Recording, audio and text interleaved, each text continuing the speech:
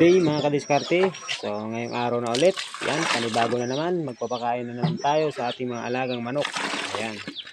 So itong minikos-mikos ko na guys ay ipato ng palay at saka hinaluan ko ng katawan ng saging na tinadtad. Ayan.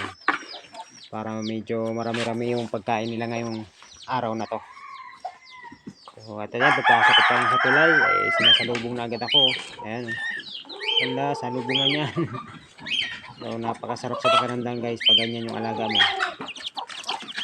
Tuwing umaga hapon yung pakain ko sa kanila guys. Kaya sanay na sanay sila na ganitong oras ng umaga 7:30. Ayan, nakaabang na yan agad. Ayan, kumakain na sila.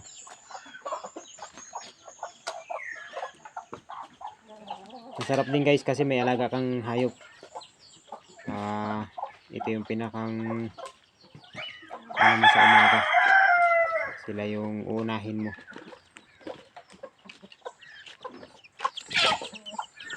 So ganyan lang kasimple guys yung pakain ko dito sa bundok. Ayan. Tapos dito naman tayo sa mga Red Rhode Island at saka Australian Black Australian. Ayan, ito naman yung guys, nangingitlog ng kulay brown. So kung tawagin to ay itlog, ang tawag dito na sa itlog nila ay organic egg. Ayan. So malaki kasing itlog nito guys eh. Kaya lang ngayon umunti ito guys kasi nagbawas ng mga nakaraang buwan. Nagbawas kaya ito na lang. Pero madali lang maparamihin to. Maraming pakain ko sa kanila guys eh. Ayan.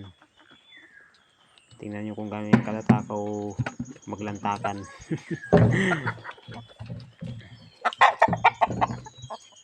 Sari-sari alaga dito sa bundok guys. May rabbit, may kambing, may manok. Ayan.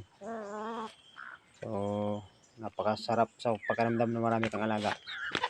So yun guys, maraming salamat at hanggang dito na lang aking video. At ingat kayo lagi and God bless ating lahat.